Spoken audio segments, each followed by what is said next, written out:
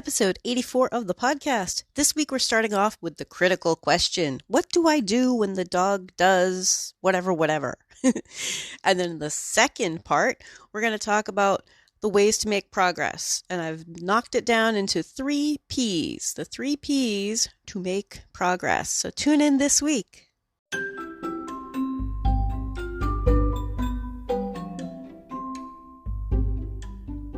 You're listening to the Creating Great Grooming Dogs podcast. I'm Chrissy Newmeyer-Smith. I'm a certified professional groomer, a certified behavior consultant for canines, a certified professional dog trainer, and the owner of Happy Critters in Nashua, New Hampshire.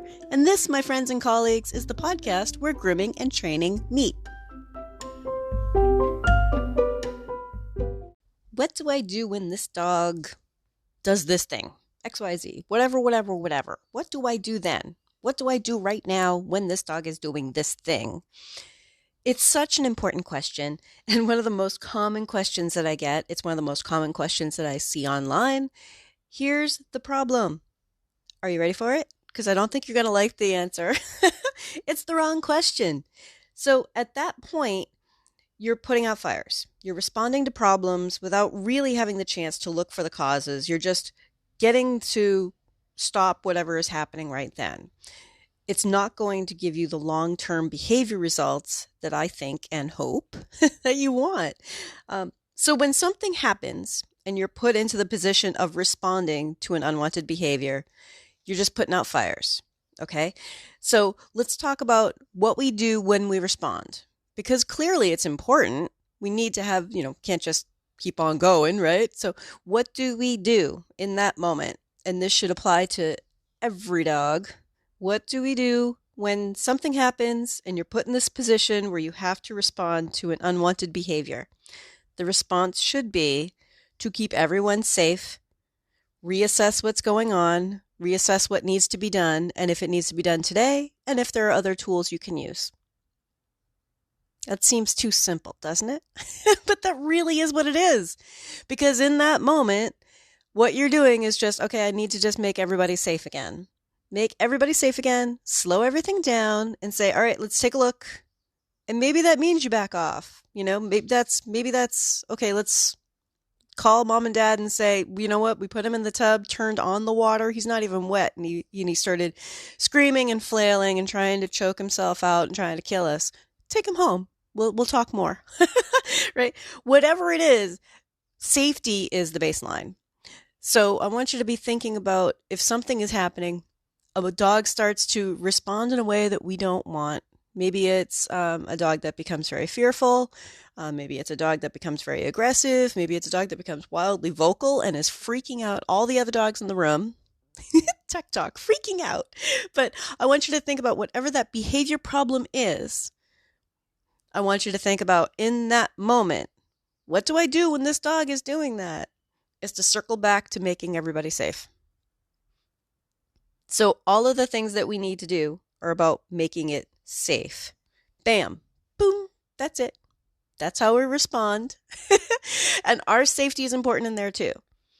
Our safety is important, right? We are pet stylists and we are vet techs and we are veterinarians and we are dog trainers, and we don't need to get hurt at work because a dog is in over their head and just can't handle something. We can step back, reassess, and take a look if there's a way to do this more safely, or if maybe this needs some more training, whatever the case may be. But take a step back, think about safety.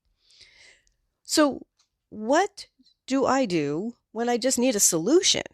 Right? A solution. That's where training comes in.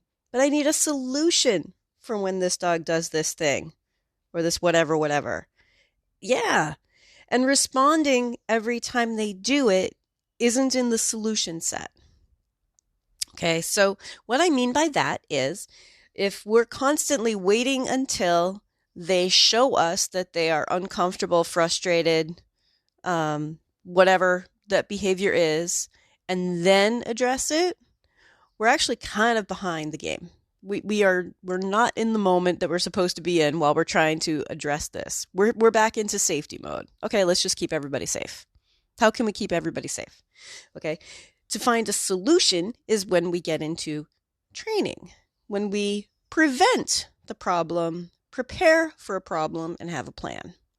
So I have the 3 C's I've told you guys about so much. Calm, comfortable, and cooperative.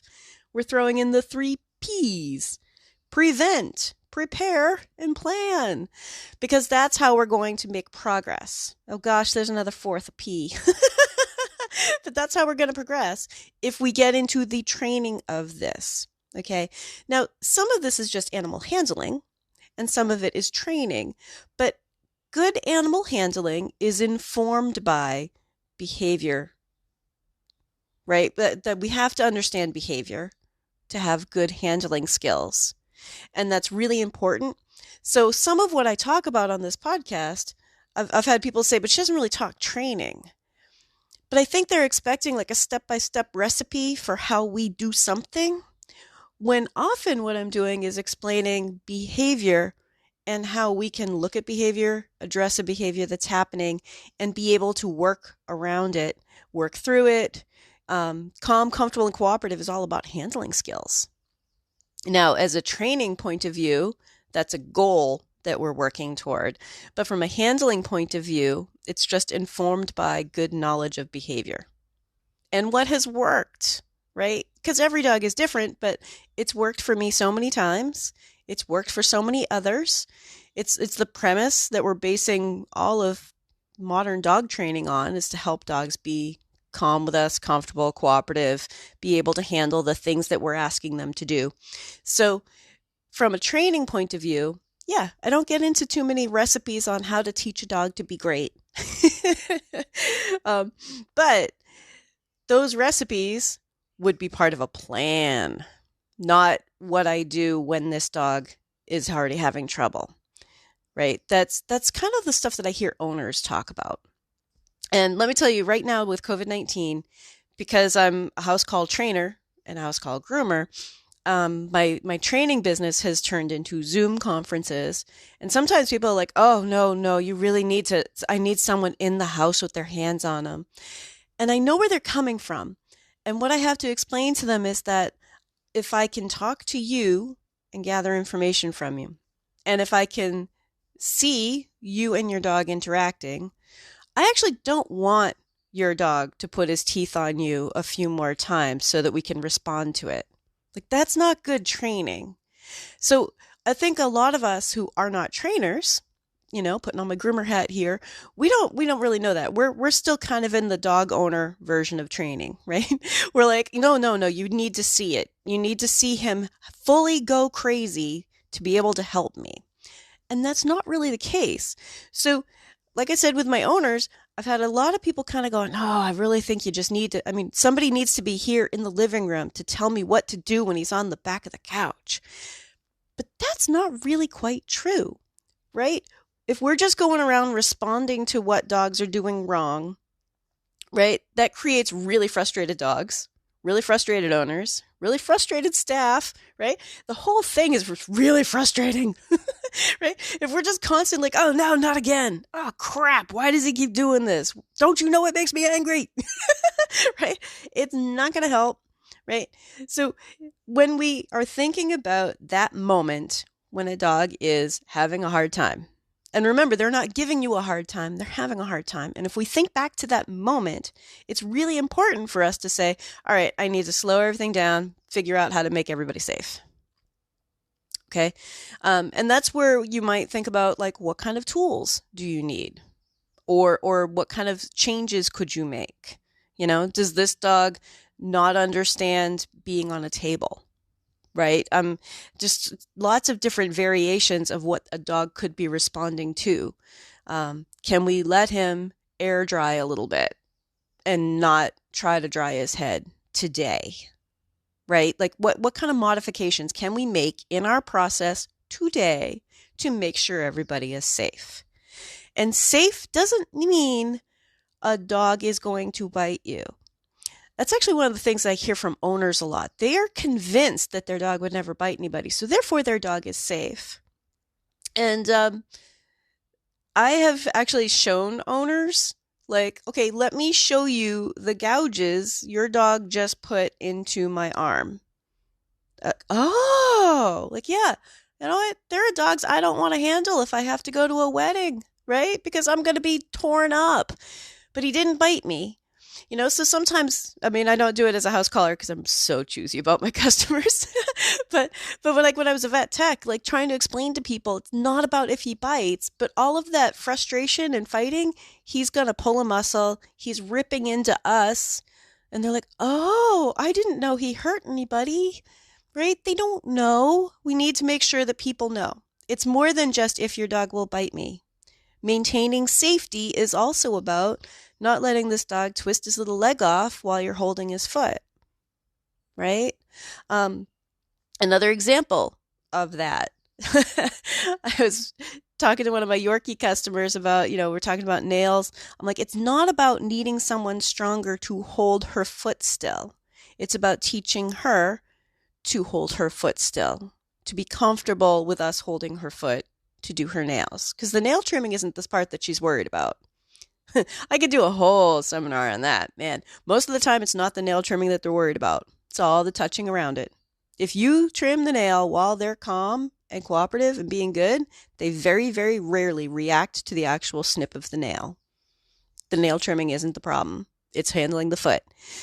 But it's not about needing someone stronger to hold that foot still or to restrain that dog. That's not what we need. I can pick up hooves on a horse. I can certainly hold a Yorkie still, but she could also flail and hurt herself.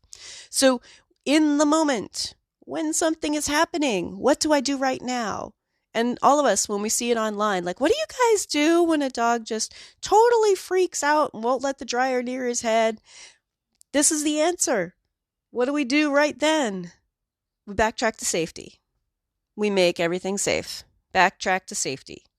Take a step back, think about what's going on, and decide if you need to change the way you're doing it, if there's a change you can make, if there is something going on with this dog. Does this dog need to see the vet? Like, there's so many things that could be happening in that moment. Does this dog need to see the vet? Does this dog have any experience with grooming ever? And I'll tell you what, when I'm taking a dog in, a new dog, and I have this new dog that I've never met, I want you guys to all kind of do this too. I assume that a dog will have some sort of an issue until they demonstrate that they don't. Assume every one of them will. Every single one of them. Assume that they're going to have some sort of an issue and just constantly be waiting and monitoring and trying to help keep them calm, comfortable, cooperative. And when that issue arises, bam, okay, how can we keep everybody safe? And in the next part, we're going to talk a little bit more about some of the things you can have ahead of time for a prevent, prepare, and plan. If you're enjoying this podcast, please remember to subscribe so that you don't miss any episodes, and tell all of your friends. Let's start talking about the ways to make progress. The P's of progress. I think that's what we're going to call it. I don't know. The P's of progress. That sounds good. Prevent, prepare, and plan. So how do we prevent? How do we prevent? One of the ways that we prevent is by assuming that every dog that we don't know is going to have some sort of an issue. Assume it, right? I mean, why wouldn't they have an issue? God, we do such weird stuff. So first we're going to assume that they have an issue. We're going to prepare. Like, what do we do if a dog has an issue? What do we do? Right? And I talked about, well, we're going to try to maintain safety. Safety for us, safety for the dog. Remember, when dogs have an issue, when they're acting aggressively, when they're stressed out, when they're flailing about, whatever it is, that's when dogs get hurt, people get hurt, and equipment gets broken. Unsafe. Ta! I know, I make it sound like, oh, that's easy. Right? That is unsafe. So dogs under stress are not safe to groom. And that stress could be an older dog that you're like, you know what? I'm just worried about this dog having a little heart attack or a stroke or a seizure on my table. Right? And sometimes you need to tell people exactly those words. I did that with somebody last week. I'm like, I know she's had this done all her life, but she is 16 now and she doesn't want to do it anymore. Excuse me, there goes my voice. She's 16 now and she doesn't want to do it anymore, right? We need to lower the stress level and adjust for what she can handle, because at 16, she's a different girl than she was at 15 and a half, right? So sometimes we need to explain to people, this is our new routine for this dog, because we have to keep everybody safe. It's not about if the dog is going to bite us, and it's not about if our tools are going to hurt them. Like it's a bunch of things, right? We can't just narrow it down to just one thing. So I want you to be thinking about preparing for those dogs. Sometimes that's the owner conversation, and having a plan for when you get into the weeds and a dog is having a response that you can now go, you know what? I'm just going to backtrack to safety. Backtrack to safety. Backtrack to safety. It's a haircut. We're pet stylists. It's a haircut, right? At the vet's office, there might be times when you have to do something more, but you also have access to medications that if you need to, medicate a dog to be able to do a full exam, it's an option for you, right? But we always have to be thinking about safety. And pushing dogs past what they can handle should not be considered safe. So if it's absolutely necessary for medical reasons, by all means, be careful. Be careful for yourself and be careful for the dog, and try your best. Groomers, no, there's no point where the grooming is so important. If it is that important, we can send them to the vet for that. Okay? Because I'll tell you what, your owners are going to throw you under the bus. That dog gets hurt at your grooming shop while you're trying your best to work on them while they're frustrated, or while they're flailing, or while they're scared, and they get hurt, they're going to throw you under the bus. And it's going to come up that, you know what, you weren't treating that dog in a way that was safe.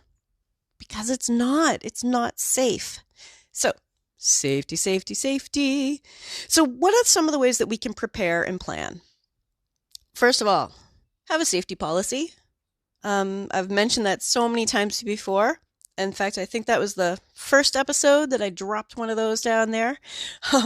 But a safety policy, something to the effect of, we need you to understand that if your dog becomes scared, becomes frightened, becomes overly excited, becomes frustrated, we need to reassess what we're doing, and we need to maintain the safety of your dog.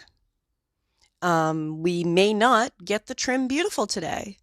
I love beautiful trims, but I might not be able to get it beautiful today, because your dog's behavior is very important to me. And for your dog to learn how to trust us and to be good is going to be a long-term process, or maybe a short-term process, but it might not happen today. He might not get the full grooming today. I, of course, charge for the time that I spend working on your dog. And make sure you're charging for it. Don't be apologetic that you couldn't finish a trim on a dog who is clearly having a hard time. Take a deep breath, relax. That's part of preparing. Do not be apologetic. Be informative.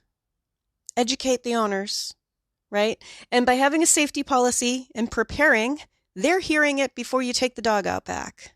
Let them say, wait, so you're saying I might pay X amount of dollars and he might not be done today?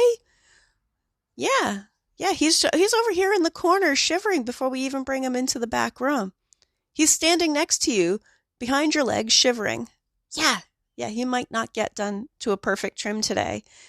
Let me explain why.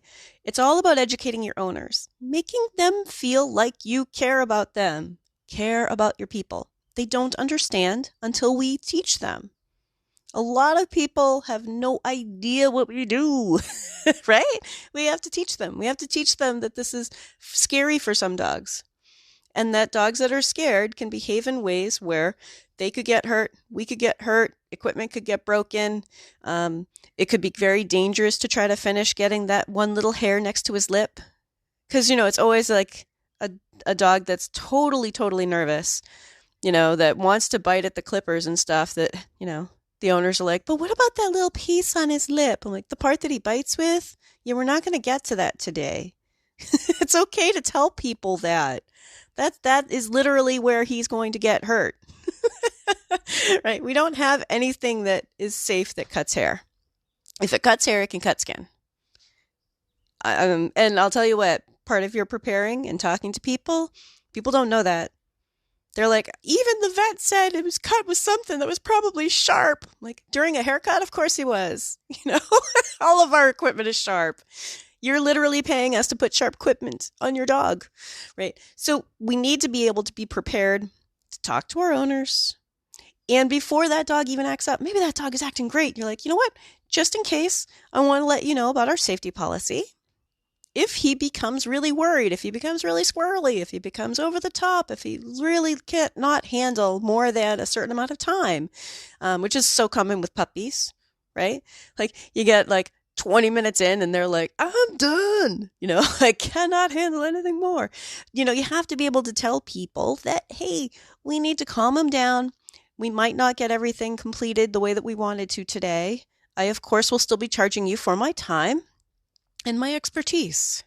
If that makes you feel better, tell them I will be charging you for my time and my expertise in teaching your dog to be better for this, for the long-term health and care of your dog.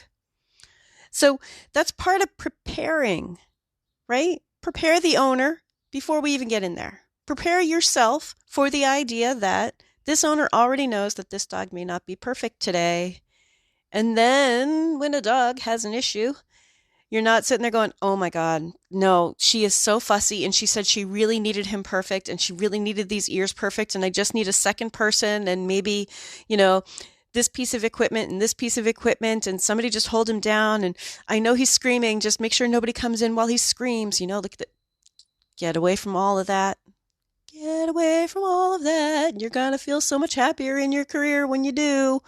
Get away from all of that. I want you grooming for a long time, right? That kind of stuff causes burnout. And, of course, injuries, right? But I want you to think about preparing your owners, telling them ahead of time. Then when that dog is doing that, you're like, oh, you know what? I'm going to backtrack, see what I can do, move around to another side. Like there are other things that we can do, and that's part of the planning. So first we prevent and prepare. We're going to prepare our owners. We're going to prevent some of these issues from coming up, if we can, by preparing our owners. Okay? And then we can make plans. Ooh, plans are fun. So part of the plan could be, she says he's always been worried about his nails. Great. So I'm going to bring him in and I'm going to, while I'm brushing him out, kind of assess how he feels about having his feet touched. Assess. Think about it. How's he being for just his feet? Is he already kind of giving me the whale eye? And the whale eye is when they look from the side. They aren't looking dead at you. They're looking from the side and their eyes are so big. Even in my voice, you can kind of see like the, Their eyes are super, super wide and they're staring at you like, oh no, right? We know that's a dog who's getting ready to spring into action. We know that's a stress. So let's just remind ourselves that, okay, well, let's take a look. So the dog that is worried about nails or has been told, the owner's been told that this dog isn't good for their nails. Yeah, it's part of what I would do. Part of my plan is to find out how they are for their feet. How are you going to be for your feet? So I'm going to get a brush in there, maybe a comb, get touching toenails while I do it, right? How does this dog feel about the way I have to hold to touch a toenail when I don't have the clippers? Right? Make a plan. And plans can be something that are very, very individual, which is part of why I don't often have like the recipe book of plans, right? Like you think about dog training books and it's like, step 1, do this. Step 2, do that. My plans are usually based on the dog in front of me. But if you know that a dog has a particular issue, then you can plan on working around it. So not only do I get that dog on the table and start looking at how they are about their feet, then I move on to something else. You know what happened? They had their feet touched and nothing bad happened.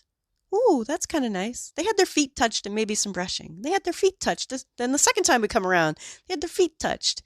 Maybe a little bit of clippering. They had their feet touched. Maybe a little bit of scissoring. They had their feet touched and their nails touched and nothing bad happened, right? Then later on you come over and you're like, Okay, I'm going to pick up your foot and one toenail and stop. And they're like, huh, well, that wasn't scary either. Think about how many repetitions of that wasn't scary. I got in there. It's a little bit of extra time. That's okay. I charge for my time. Charge for your time. Dog grooming is a luxury service. They could go home and groom their own dog. I know somebody just swerved off the road. Someone else's eyes are rolling in their head. Don't sprain anything, roll in your eyes. They can groom their own dog. It'll look like crap. It won't look good. But dog grooming is a luxury service. It is necessary to keep your dogs clean and healthy. It is not necessary to bring them to a professional groomer to do it. So if they are really worried about, I'm not going to pay you, they can do it themselves until they realize that this is worth paying for. Oh, it is so worth paying for. So be thinking about that planning is multiple steps where nothing bad happened. Let that dog learn that you're touching their feet all over and you're aware that they had an issue, right? By the time you get around to doing the thing that they're really worried about, be prepared to not complete it. That's okay. We don't necessarily learn it all in one day. That's all right. If you were afraid of spiders, all right, let's say you're afraid of spiders. Am I expected to, during a human haircut, get you used to tarantulas walking on you? Is that part of your haircut today? I know my hairdresser would be like, oh my God, tarantulas and hairdressing, that's terrible.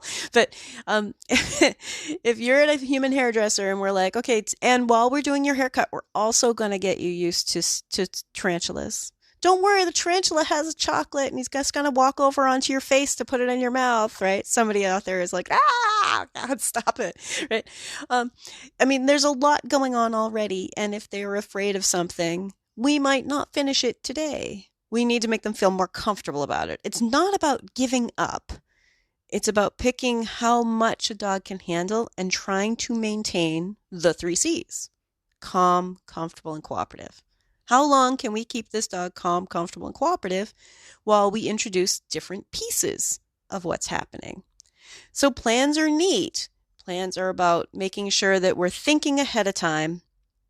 And we're not just like, oh, well, he's really worried about nails, so let's just go for it, right? When I first said, like, okay, I get him on the table and I start working on his feet, I bet you guys thought, oh, and then she's just going to go for it and do those nails. Nope.